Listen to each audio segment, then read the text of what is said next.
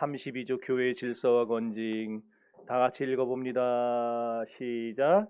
이와 동시에 우리는 교회를 다스리는 자들이 교회의 몸을 유지하기 위하여 특별한 규정을 구성하고 세우는 것이 유익할지라도 우리의 유일한 주인이신 그리스도께서 명령하신 것에서 벗어나지 않도록 신중해야 한다고 믿습니다. 따라서 우리는 하나님을 예배하는데 어떤 방식으로든 우리 양심을 구속하고 강요하기 위해 사람들이 도입하려는 모든 인간적인 고함물과 규례들을 배격합니다. 그러므로 우리는 화합과 일치를 유지하고 증진하며 모든 사람으로 하여금 계속해서 하나님께 순종하게 만드는 것만 받아들입니다. 바로 이런 목적을 위해 하나님의 말씀에 따라 여러 상황에서 건징과 출교가 시행되어야 합니다. 자, 오늘은 32조 교회 질서와 건징인데요. 여기서 우리가 크게 세 가지를 배울 겁니다. 첫 번째는 교회의 질서, 법, 건징 이런 게 필요한 이유가 도대체 뭐냐 이걸 배울 거고요. 두 번째는 교회의 법은 사람들이 자의로 만든 게 아니라 그리스도께서 우리를 위해 친히 제정하신 것에서 벗어나면 안 된다 이걸 배웠고요. 이걸 다른 말로 하면 뭐냐? 교회법은 철저하게 성경에 근거해야 된다 이 얘기예요. 그 다음에 세 번째, 이 질서를 유지하기 위해서 교회의 질서를 유지하기 위해서 교회는 건징도 해야 되고 때로는 출교까지도 수행해야 된다. 이 세 가지의 내용을 우리가 이제 하나씩 살펴보려고 합니다. 자, 첫째, 개혁주의 교회는 반드시 교회법과 건징을 가르쳐야만 합니다. 그리스도께서 세우신 교회에는요 언제나 성경적인 법과 질서가 필요해요. 바울이 디모데전서 3장 14절 15절에서 디모데에게 이렇게 말했습니다. 읽습니다. 시작.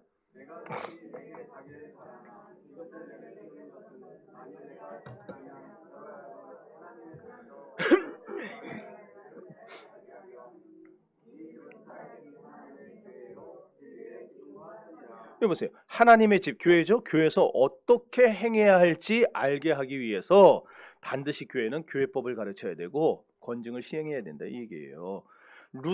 마틴 루터 누군지 다 아시죠? 종교 개혁을 한 사람. 그 루터의 그 계승자가 있어요. 필립 멜랑히톤이라고. 그 멜랑히톤에게 이런 말을 루터가 했어요. 멜랑히톤에게 한 게 아니라 멜랑히톤이 한 얘기예요. 교회 안에서 가장 아름다운 질서가 유지되어야 하는 것은 합당하고도 당연한 일이다. 여러분 질서 그러니까 여러분이 헷갈릴 것 같아서 앞으로는 다 법이라고 바꿀 겁니다. 법, 교회법으로. 자, 이 세상 모든 것에 법이 필요하죠. 그렇죠? 하지만 법이 가장 아름답게 지켜지고 유지되어야 될 기관이 있다면은 그건 교회입니다. 세상 국가도 법을 지키고 그 다음에 어떤 단체도 법을 지키고 사단법인, 재단법인 이런 법인들도 법을 지키지만 그러나 그 모든 세상의 기관들 중에 가장 법을 잘 지키고 아름답게 지켜야 될 기관은 바로 교회라는 거예요. 왜냐? 교회가 어떤 곳입니까? 하나님을 믿는 자들이 모인 곳이기 때문에. 그리고 화평의 하나님, 은혜의 하나님께서 은혜로 통치하시는 특별한 곳이기 때문에 교회는 법을 잘 지켜야 돼요. 그 법이란 우리나라의 헌법을 말하는 게 아니고 교회의 헌법을 말합니다. 교회의 법. 따라서 이 법을 잘 유지하려면 교인들이 법을 잘 알아야 될까요? 몰라야 될까요? 알아야죠. 그래 교회법을 잘 알아야 디모데전서 3장 14절 15절 말씀처럼 교회에서 어떻게 행해야 될지를 알게 되니까. 그래서 하나님은요 직분자를 세우셨어요. 우리 장로님, 권사님, 집사님을 세우셨어요. 그 직분자를 세워서 뭘 하게 하시느냐? 교회법을 배우게 하세요. 그래서 그 교회법을 아는 사람들이 교회를 끌고 가도록 하나님이 다 섭리해 놓으신 게 교회라는 기관입니다. 그러니까 세상에서도 교통 질서를 유지하기 위해서 교통 경찰을 두잖아요. 그래서 경찰이 다 서가지고 법을 위반한 사람들 삐 불어갖고 일로 오라고. 그래갖고 범칙금도 하고 뭐 이렇게 벌점도 내고 하는 것처럼. 근데 교통경찰이 교통법을 몰라요. 공부도 안 해요. 그러면서 경찰 노릇만 하고 있어요. 그건 뭐예요? 그건 나도 할 수 있어요. 그런 거는. 옷만 입고 그냥 서 있으면 되는 거 아니에요. 그러면 교통경찰이 소용이 없는 거예요. 이거. 마찬가지로 교회도 교회의 직분자들도 하나님이 교회에 세워주신 교회에서 어떻게 행할지를 알아야 한다고 정해놓으신 그 법을 우리가 알아야 교회에서 신앙생활을 더욱더 알차고 열매 있고 풍성하게 할 수가 있다라는 거예요. 여러분, 교회에는요, 두 가지의 유산이 있습니다.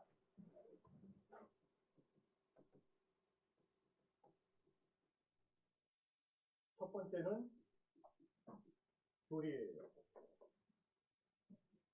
초대교회 때부터 사도들과 교부들이 오랜 세월에 걸쳐서 아주 치열하게 이단과 싸워가면서 정립해준 교리, 이게 교회의 첫 번째 유산이에요. 따라서 교회는 이 유산인 교리를 어떻게 해야 돼요? 생명처럼 아껴야 됩니다. 그리고 붙들어야 돼요. 그리고 교리를 배우고 가르쳐야 되는 거예요. 그러니까 개혁주의 교회라 말들을 하는데, 주변에 개혁주의 교회라고 하는데 실제로 교리를 안 가르친다? 그럼 말만 개혁주의예요. 무늬만 개혁주의입니다. 호랑이가 무늬만 호랑이면 뭐가 무서워요? 아무것도 안 무섭지. 진짜 호랑이처럼 울고 막 부르짖고 뜯어야 호랑이지. 또 하나의 교회의 유산은 법이에요. 교회법. 교회는 오랜 역사를 거치면서 많은 시행착오를 겪어요. 그런데 그 과정에서 아까 얘기한 대로 사도들과 교부들과 모든 신앙의 우리 선진들이 성경에서 뽑아낸 게 교리라는 게 있었고, 그리고 그 성경에서 또다시 뽑아낸 게 법이라는 게 있어요. 이 두 가지가 우리 개혁주의 교회의 유산이에요.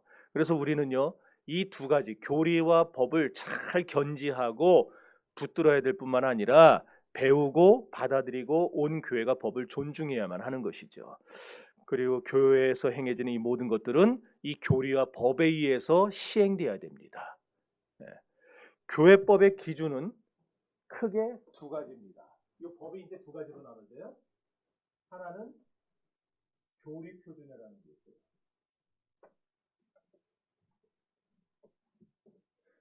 미국의 개혁주의 장로교의 교리 표준은 웨스트민스터 신앙고백서 들어보셨죠?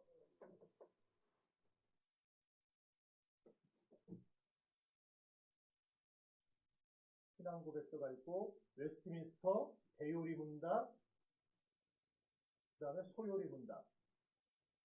이 세 가지가 미국 개혁주의 장로교의 신앙 유산이에요. 신앙 교리 표준이에요. 화란 네덜란드의 개혁주의 장로교의 교리 표준은 뭘까요? 모르시죠?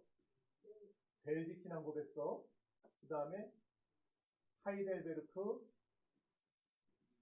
요리문답, 그다음에 보르트 신조. 이 세 가지예요. 그러면은 네덜란드 장로교회와 미국 장로교회가 서로 틀리냐? 그게 아니라 이 세 개에서 집대성에서 만든 게 웨스트민스터 대소요리문답과 신앙고백서예요. 그래서 결국 다 똑같은 얘기예요. 똑같은 얘기인데, 우리 그러면은 대한예수교 장로회 합동측, 자, 우리 합동측과 고신측 아세요? 그 다음에 합신측이라고 있어요. 요 대표적인 세 개의 교단, 합동과 고신과 합신을 중심으로 한 한국 개혁주의 장로교의 신앙유산 교리 표준은 뭐냐? 이걸까요? 이걸까요? 위에 거요? 맞아요. 맞는데 한국 장로교는 특이하게 이것과 이것을 다 표준으로 잡아요. 그래서 우리 장로교는, 한국 장로교는 6개를 다 배워요.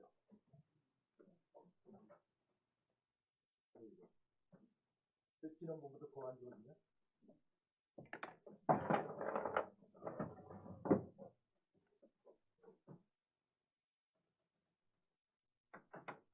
뭐예요 이거?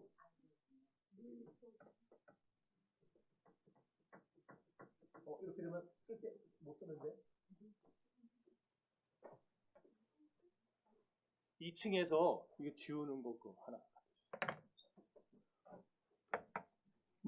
이걸로 하면 돼요? 자, 뭐 시간 없으니까 하면서 합시다. 자, 그 다음에 교회법에 또 다른 기준이 있어요. 자, 하나는 교리 표준이었죠? 오, 찬이 자, 됐어요. 하나가 되면 하나가 되는 거봐.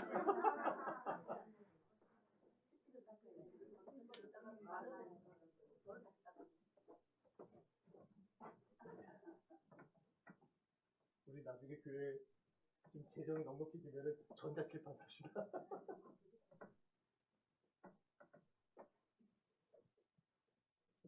자, 하나는 조립 표준이었죠. 그 다음에 또 하나는 무슨 표준이냐면은 그 관리 표준이라고 해요. 관리 표준. 우리의 법은 두 개로 이렇게 나눠져요. 이 관리 표준은 또 세 개로 나눠집니다. 교회 정치에 관한 내용. 앞으로 장로님 되실 분들은 이거 노예 가서 시험 치셔야 돼요. 잘 들으셔야 돼요, 오늘 시간. 안수집 사람들 잘 들으셔야 돼요.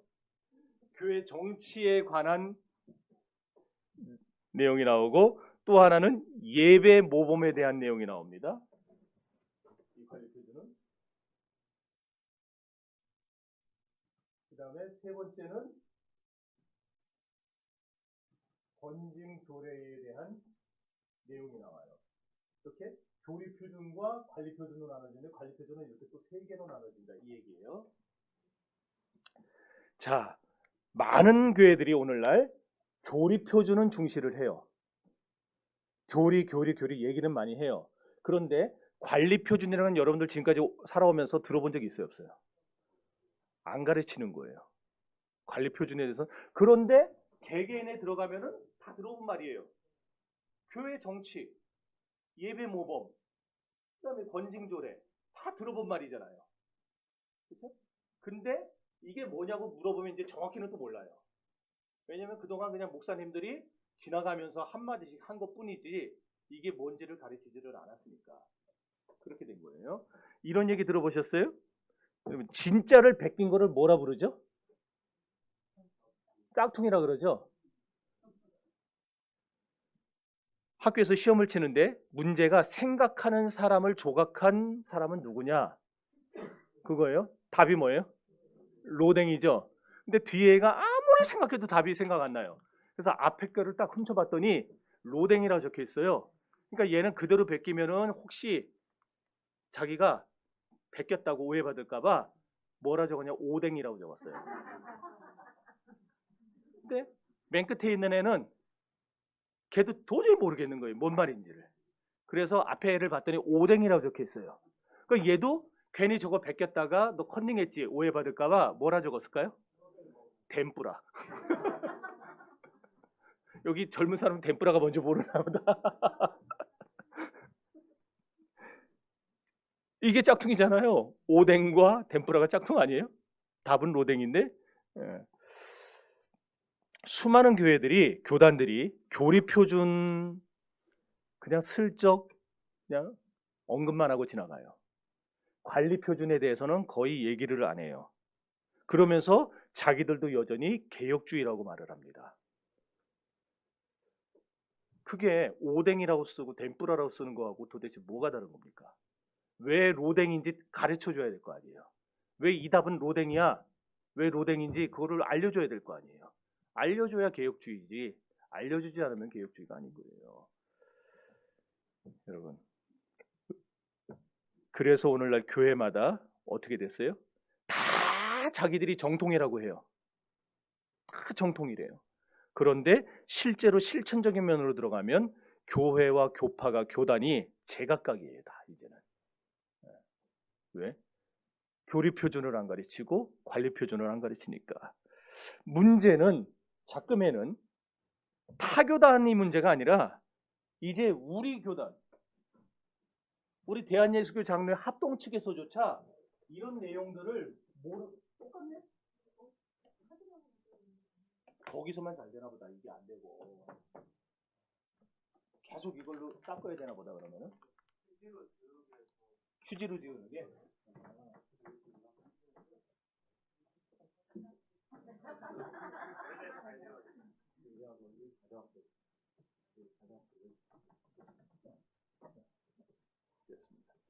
됐어요. 그냥 제가 알아서 지으면서 할게요. 예. 예. 합동 측에서도 안 가르치는 교회들이 늘었어요. 왜 안 가르치겠어요? 여러분, 우리 합동 측이 아무리 좋은 이런 관리 표준, 교류 표준을 갖고 있어도 안 가르치면은 5년만 지나면은 다 몰라요, 이런 거 이제. 젊은 세대들 관심도 없어요. 들으려고도 안 해요. 그래서 미국과 화란의 개혁주의 교회들은요, 꼬맹이 애들서부터 유치부서부터 교리를 가르쳐요. 구역이란다. 주일학교, 그 공과 공부를 다 교리로 가르쳐요. 어려서부터 저걸 그냥 계속 유치부, 주일학교, 중고등부, 청년부 뭐 계속 반복하면서 가르치. 아예 머릿속에다가 세뇌를 시켜버리는 거예요, 교리를. 근데 우리 한국 교회는 오래전서부터 벌써 이걸 손 놔버렸어요. 그렇게 되면 무슨 일이 벌어지느냐? 실제 교회에서 엉뚱한 소리를 하는 사람이 나올 수 있어요. 엉뚱한 소리라는 건 이단적인 소리, 이단적인 사설. 그런데 배웠으면은 여러분들 근해 공식, 송 집사님 뭐예요? 어. 졸업한 지 오래돼서 기억이 안 나요, 지금 우리는. 자, 근데 근해 공식을 배운 사람은 내가 여기 나서가지고 근해 공식을 엉터리로 쓸 때에 웃기고 앉았는데 저게 무슨 근해 공식이 할 수 있어요. 그런데 안 배운 사람은 내가 뭔 소리를 해도 그런갑다 이러지. 교리도 가르치면은 교인들이 나중에 교회 안에서 누가 헛소리를 할 때에 아닌데, 저 아닌데 이거 할 수 있어요. 그런데 안 배워놓으면은 나중에 목사가 이 앞에서 별 희한한 소리를 다 해도 진짜 우리 목사님이 신령하다. 어떻게 저렇게 성경에도 안 나오는 얘기를 저렇게 잘할 수 있을까? 이렇게 돼버리는 거예요. 그래서 나중에 그냥 문제가 발견이 돼도 은혜로 덮자 그러고 사랑으로 그냥 다 넘기자 그러고 그게 아니면 감정적으로 처리한다든지 이렇게 돼버리는 겁니다. 여러분, 설사 이단적 사상까지는 아니더라도 현대 자유주의 교회의 대세는 실용주의입니다. 실용성. 그래서 교회 예배나 운영도 실용성을 앞세워요. 다른 교회는 이렇게 하는데 우리도 그렇게 바꿉시다. 다른 교회는 이런 걸 하니까 참 좋은데, 반응이 좋은데 우리도 그렇게 합시다. 그게 실용성이에요. 우리가 왜 이걸 해야 되는지를 명확히 배우고 난 다음에 그런 걸 해야 되는데 아직 배우기도 전에 이거 합시다 저거 합시다 다 받아들이는 거. 젊은 세대들은 제가 이해가 안 가는 부분이 있을 겁니다. 우리 청년들은 예배 때 왔다 갔다 못하게 한다. 이해 안 갈 거예요. 예배당에서 음식물 못 먹게 하는 거 이해 안 갈 겁니다. 이 모든 게 진리도 아닌데 왜 규제합니까? 그럴 거예요. 진리가 아닌데 왜 규제합니까? 근데 이거는 제가 제 기분에 따라서 규제하고 통제하는 게 아니에요. 좀 분명히 얘기했어요, 지난번에. 이건 신학적인 문제입니다. 그러나 제가 이걸 얘기하려면 시간이 너무 오래 걸려서 언젠가 기회가 되면 하겠습니다. 오늘 딱 기회가 됐어요. 종교개혁교회가 세월을 지나오면서 확립하고 제정한 게 아까 우리가 교리표준, 관리표준 중에 있었던 게 예배모범이라는 게 있어요. 예배는 이렇게 드려야 된다라고 규정을 해놓은 거예요. 종교개혁자들이. 그리고 그 이후에 수많은 세월을 400년, 500년을 지나오면서 교회가 거기에 더하고 하고 해가지고 만들어 놓은 모범. 그래서 우리 대한예수교 장로의 총회 헌법에 예배 모범 파트가 있어요. 나중에 시험 볼 거예요. 예배 모범. 장로님들 되신 분들은 잘 기억하세요. 여기서 안수 집사님들 잘 기억하세요. 그런데 이런 예배 모범에 대해서 오늘날 비교적 자유로운 교단들이 있어요. 그런 교단들, 그런 교회들의 케이스를 보고 와서 우리 목사님은 왜 저럴까라는 반응이 나오는 거예요.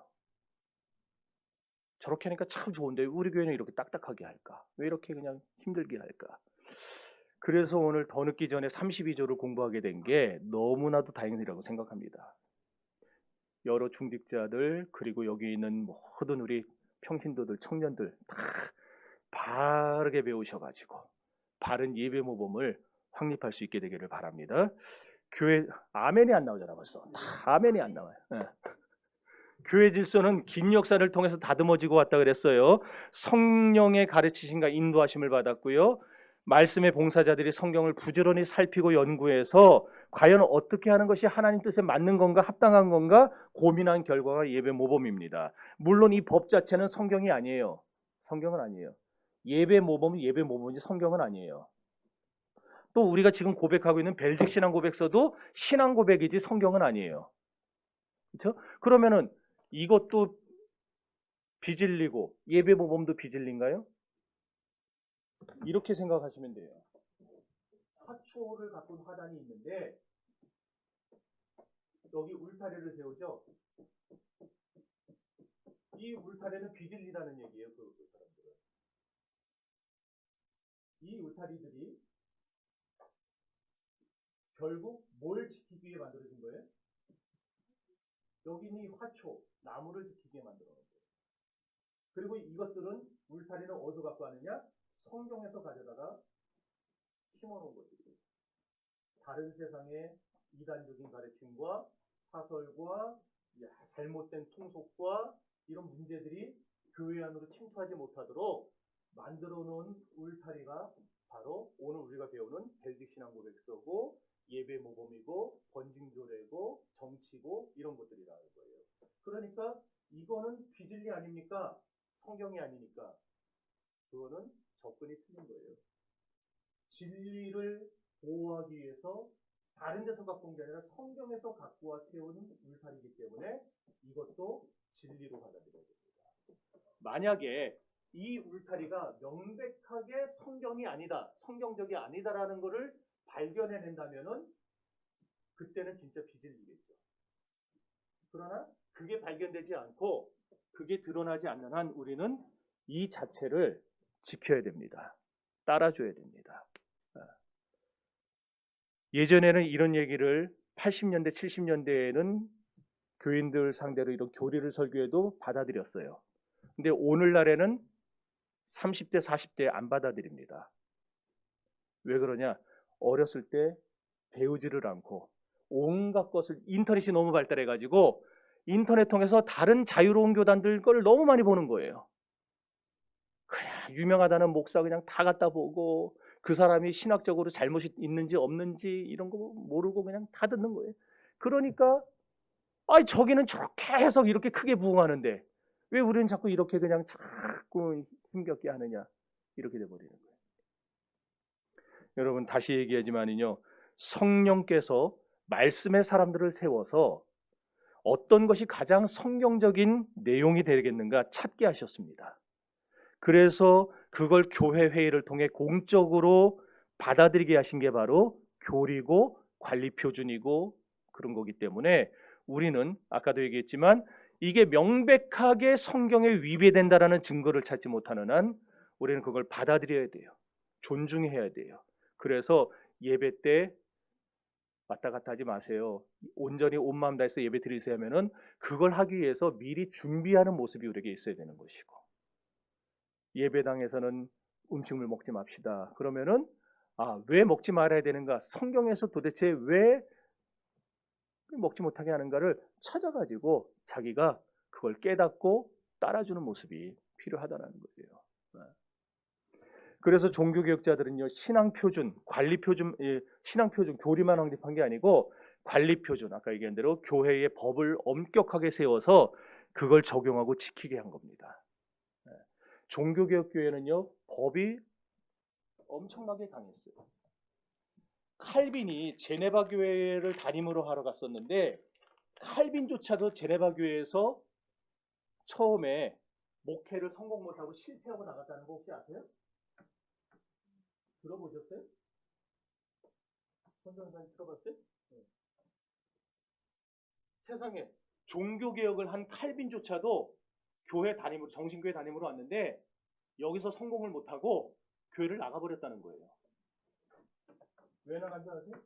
제네바 교회들이 숨막힌다고. 칼빈이 그냥 엄격하게 가르치니까 저는 진짜 양반이에요. 순둥이에요. 칼빈은 졸면은 내려가서 슬리퍼 신으라고 이거 벗어갖고 때렸다니까요. 어? 지금 마귀가 옆에 서가지고 잡아먹으려고 그랬는데 졸고 앉았다고 때렸다니까요. 근데 저는 안 그러잖아요. 저는 엄청나게 순둥이라니까요.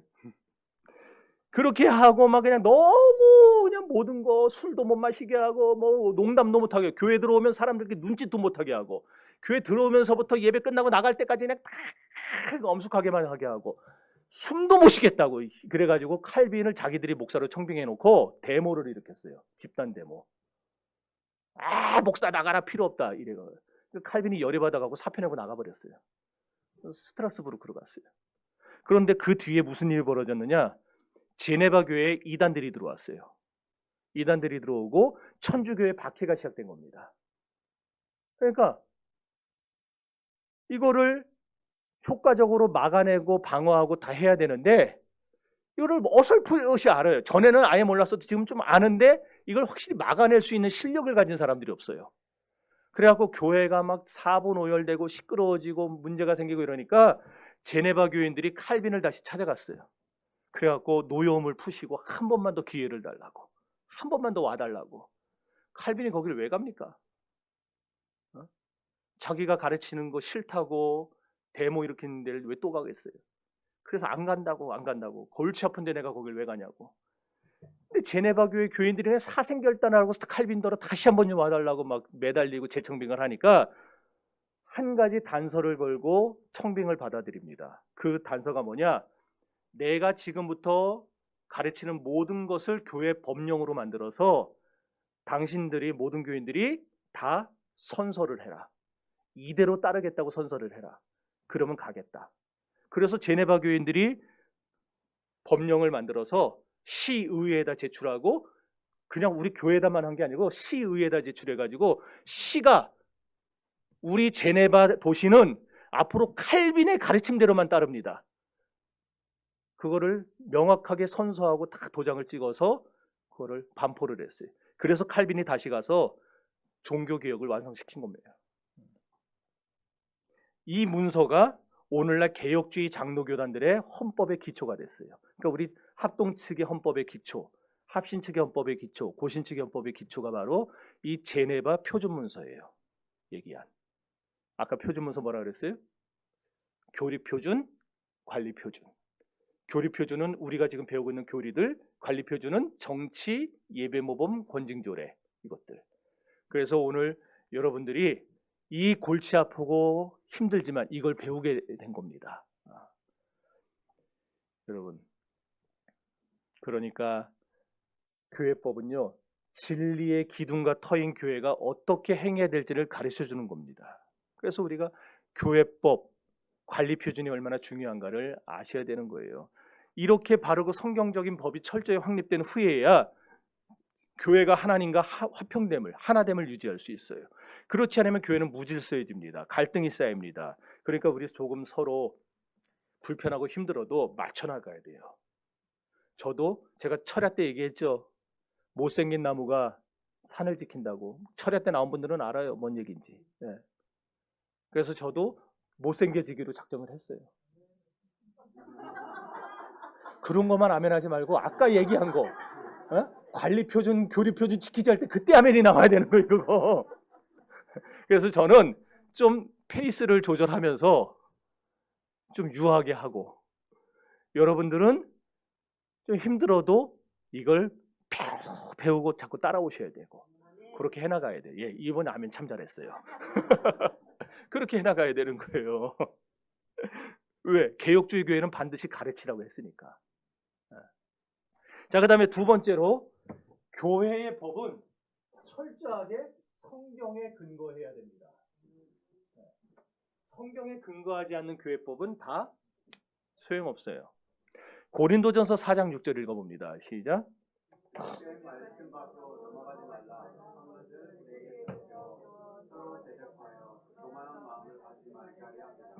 교회의 법은요, 아주 작은 부분이라 할지라도 성경의 위배돼서 이상한 법으로 세워지면 안 돼요. 철저하게 성경 중심이어야 됩니다. 여러분, 교회는 양심 자유의 원리라는 게 있어요. 양심 자유의 원리가 뭐냐?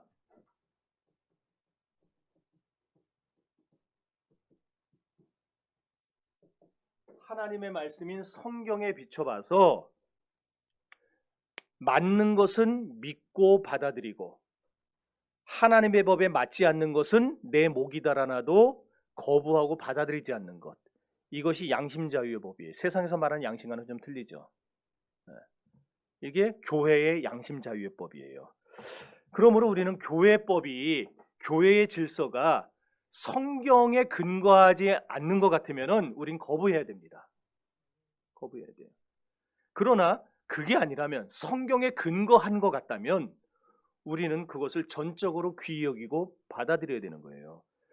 아까 교회법이 관리 표준에, 교회 정치에 관한 영역, 예배 모범에 관한 영역, 또 권징조례에 관한 영역이 있다고 했는데, 여기서 이제 교회 정치에 관한 영역도 두 가지로 갈라집니다. 오늘 뭐 이렇게 갈라지는 게 많은지, 그죠? 그러니까 장로 되시는 분들이 이거 다 배워서 장로 되는 거예요. 그냥 되는 게 아니고. 자, 교회의 정치 영역이 두 개로 갈라지는데, 첫 번째는 지난주에 배웠던 거예요. 교회 직분에 관한 영역이에요.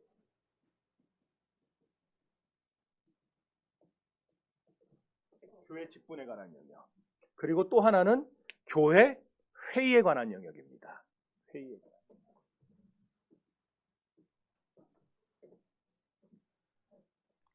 자, 근데 우리가 31주에서 살펴보았어요. 모든 질서 중에 가장 중요한 질서는 어떤 질서라 그랬어요? 지난주에 한 건데. 너무 감사합니다. 다음에 또 해야게. 교회 직분에 관한 질서라 그랬어요. 왜요? 교회 회의, 교회 예배, 교회 권징 다 누가 하는 거예요? 직분자들이 하는 거니까. 이제 기억나세요? 직분자들이 하는 거기 때문에 교회 직분에 관한 내용이 굉장히 중요해요. 그래서 우리는 직분자를 성경적 기준에 따라서 세워야 되는 겁니다. 그냥 세우는 게 아니고, 교회에 오래 나왔다고 세우는 게 아니고, 헌금 많이 한다고 세우는 게 아니고, 교회에서 말 잘하고 사람들 잘 끌어모은다고 세우는 게 아니고, 성경에서 얘기하는 대로 세워야 되는 거예요. 그러므로 교회는 직분자를 바로 세워야 되고, 신실한 일꾼을 거듭거듭 길러내야 됩니다. 됐다고 그만이 아니라 내가 직분자가 됐으면 다른 사람들이 직분자가 될 수 있도록 키워야 돼요. 그래서 우리 여기 장로님, 안수집사님, 권사님들은 우리 젊은 30, 40대를 그리고 청년들을 계속 감싸주고 키워내셔야 되는 거예요. 왜? 이들이 20년 뒤에 30년 뒤에 우리 교회의 직분자들이 될 거니까 그렇게 하셔야 되는 거예요. 그래서 세워진 다음에는 각자 직분에 맞는 일을 하게 해야 됩니다.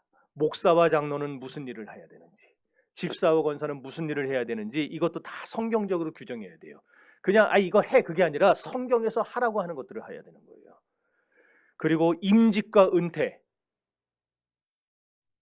임직자 세우고, 이제 임직했던 분들이 만 70이 지나가지고 교회 헌법에 의해서 만 70에 은퇴하는 건 성경에 없잖아요.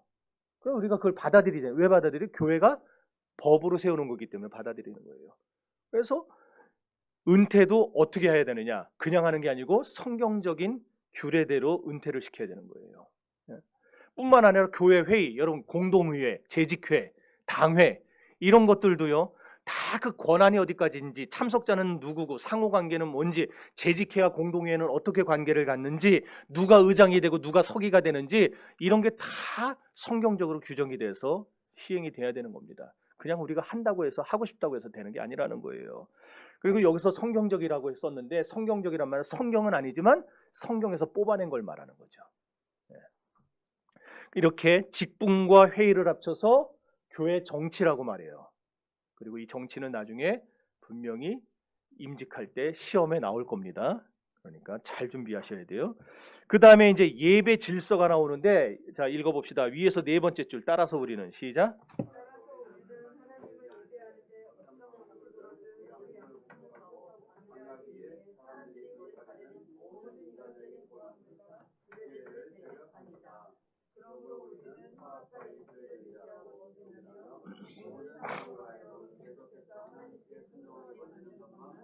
예, 예배와 성찬, 여러 예식들의 집례, 교인 서약, 그다음에 성찬 참여자의 자격, 횟수, 결혼과 장래에 대한 질서, 이 모든 것들도 교회는 분명히 세워줘야 돼요. 예배 모범을 통해서. 성경은 동성애를 배격합니다. 동성 결혼도 배격합니다. 그래서 개혁주의 교회 목사들은 동성 결혼 주례를 안 합니다. 근데 하는 사람들이 있죠. 동성애 모임 가서 축도도 하고 기도도 하고 뭐 했던 사람들이 있잖아요. 그럼 그 교단이 어떤 교단이라는 얘기예요? 개혁주의 교단은 아니라는 거예요. 또 설교를 어떻게 해야 하는지도 지침이 있어요. 웨스트민스터 신앙고백서에도 있고 우리 교회 교단 헌법에 보면은 헌법 내에 예배 모임 파트에 설교는 어떻게 해라 나와 있어요. 그거에 의해서 설교를 하는 거예요. 그냥 막 하는 게 아니고. 그런데 이 모든 것들이 다 어디 기초해야 된다고요? 성경에 기초해야 된다. 인간들이 만들어낸 것 같지만 그러나 이 모든 것들 다 성경을 연구해서 성경을 통해서 뽑아낸 거라는 얘기예요. 그래서 예배 모범 앞으로 여러분들이 기회가 되면 또 뭐 한 번씩 보셔야 되겠지만은 이런 예배 모범도 중요히 여기셔야 됩니다. 그다음에 세 번째, 교회는 교회의 질서를 유지하기 위해서 권징을 시행해야 되는데 심지어 뭐까지도 해야 되느냐? 세 번째 안 나옵니까? 출교까지도 해야 된다. 자, 밑에서 다섯 번째 줄 읽어보세요. 다시 한번 읽습니다. 그러므로 우리는 시작.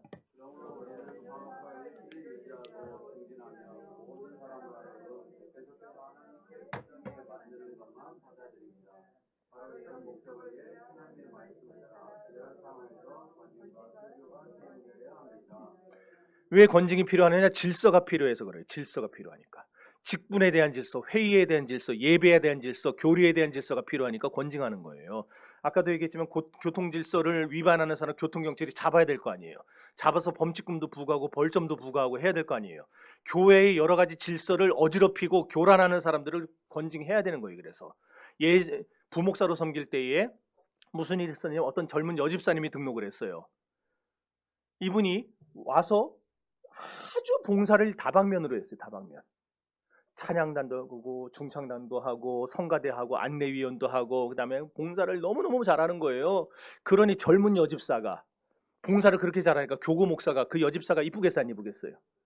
이쁘죠. 그래서 그냥 막 다 편의를 봐주고 했는데 몇 년이 지나면서 이분이 이제 처음에는 이렇게 아래쪽에서 밑바닥에서 이제 다 봉사를 했는데 이제는 몇 년 지나니까 이렇게 봉사자를 이렇게 열심인 사람은 자꾸 교회가 일을 시켜줘야 된다고 해가지고 어느새 장이 됐어요. 근데 장이 된 다음에 또 구역장이 되고 뭐 돼서 한마디씩 하는데 좀 이상하다는 보고들이 들어와요. 뭔가 좀 이상하다고. 근데 교구 목사가 워낙 이분이 봉사를 잘하고 목사한테 잘하니까 묵살해버린 거예요. 덮어버렸어요 다. 그래가지고 몇 년이 더 지났습니다. 그러고 나서 이 여집사가 커밍아웃을 했어요.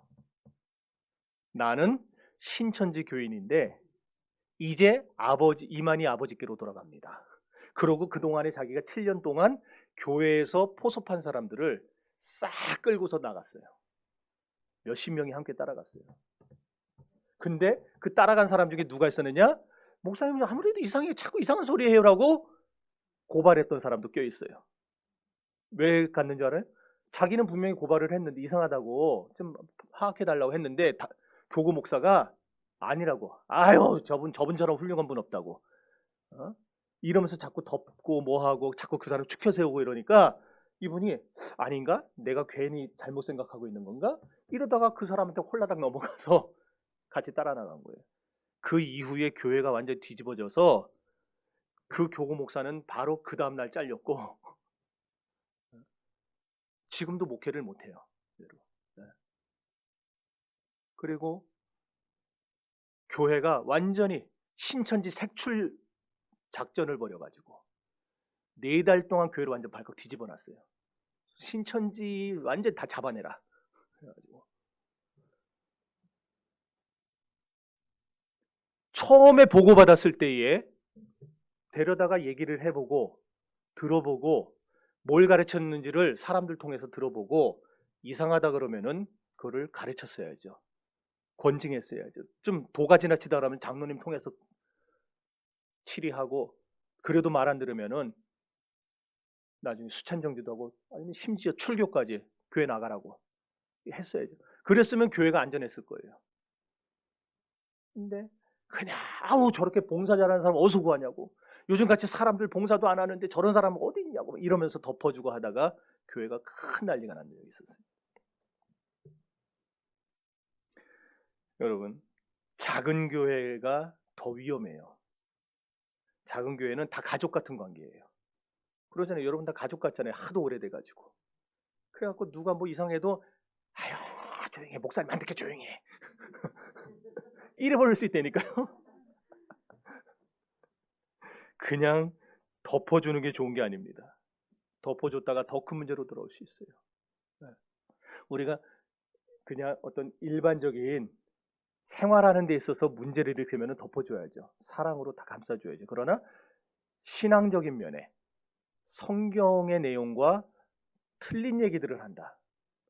그러면은요, 여러분 바로 저한테 보고해야 돼요.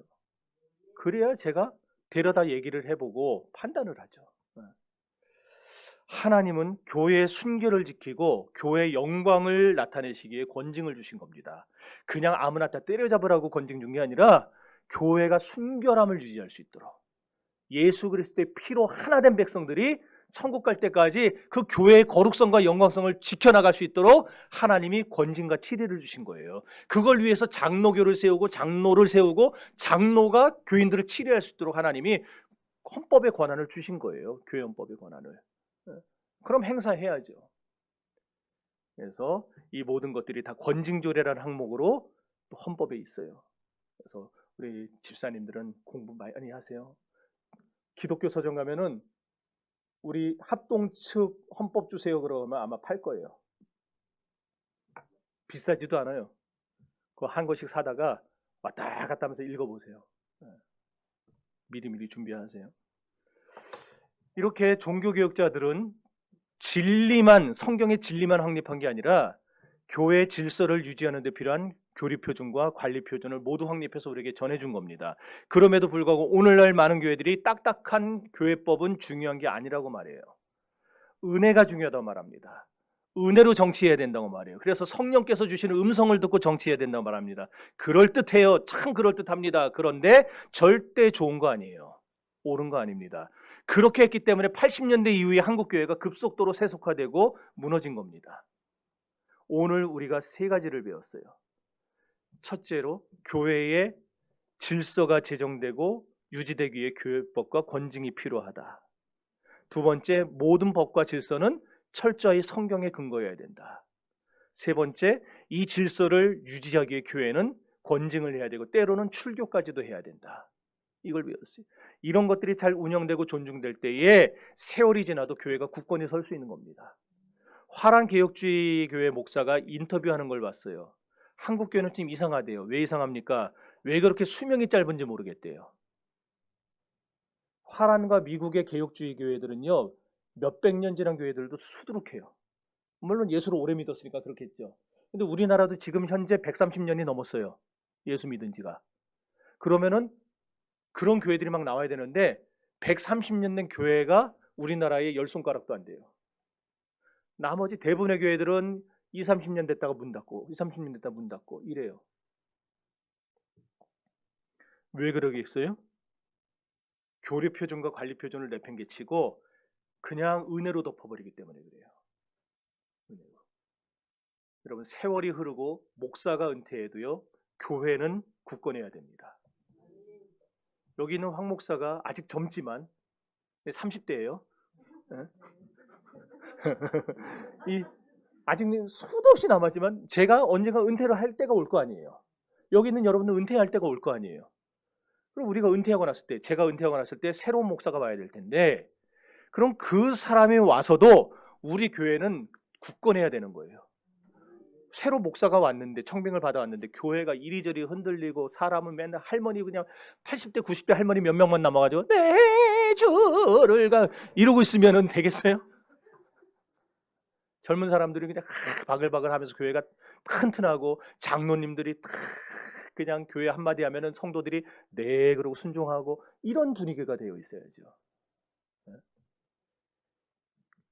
그런데 이 원칙에서 떠나면은요, 이 교리 표준과 관리 표준에서 떠나면 성경적인 가르침을 고수하는 거를 고리타분하다고 자꾸 뭐라고 하면요, 그 교회는 약화됩니다.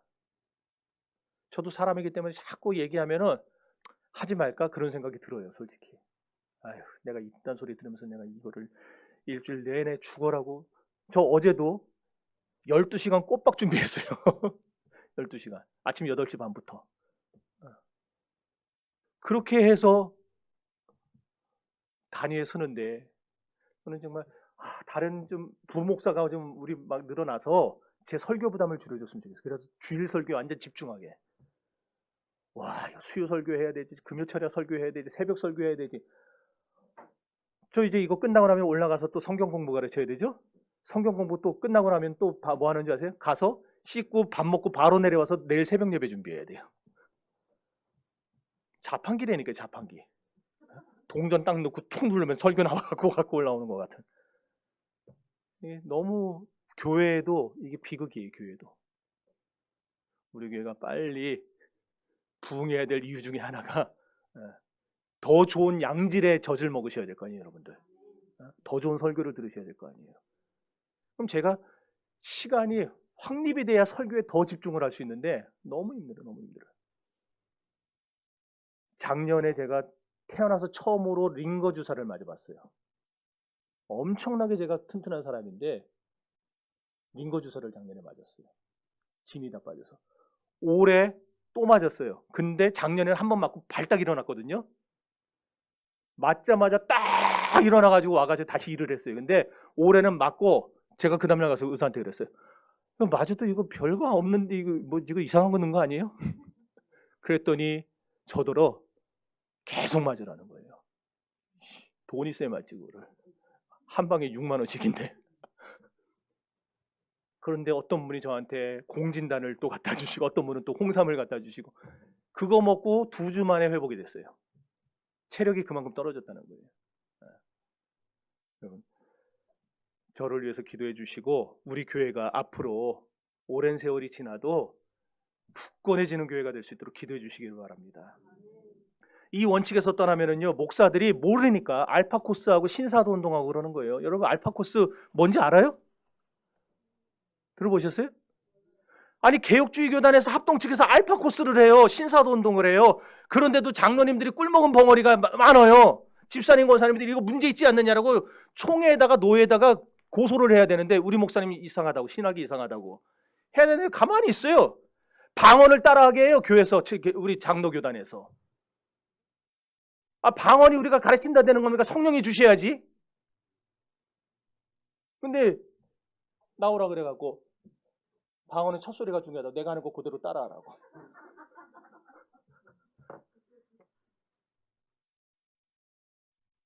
그걸 우리 개혁주의 교단이라는 장로교 합동 측에서 하고 있다라는 거예요. 그리고 손대면 넘어지고 손대면 팍팍 나가 떨어지고 이런 거 하고 이빨이 금리로 변한다고 그러고 여기서 끄덕끄덕하고 이런 분들은 알거나 들어봤거나 해봤거나 중에 하나예요. 뭐예요?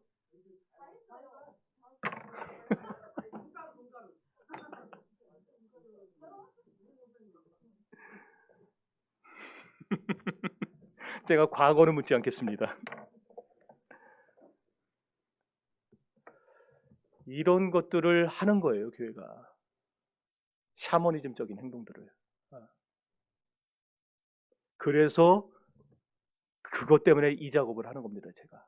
여러분들에게 좋은 소리 못 들어도 이 교리를 이렇게 죽어라고 가르치는 이유는 뭐가 도대체 성경적인지, 어떻게 사는 게 성경적인 삶인지를 가르치기 위해서.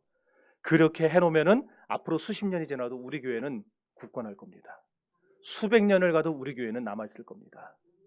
주님 다시 오시기 그 전까지. 그러니 여러분 조금 힘들고 듣기 어려워도 여러분 따라와 주시기를 바라요. 그래서 제가 은퇴하고 여러분이 은퇴해도 우리 교회가 대대를 이어갈 수 있는 정말 성경적인 교회, 개혁주의 교회가 될 수 있기를 바랍니다. 기도합시다.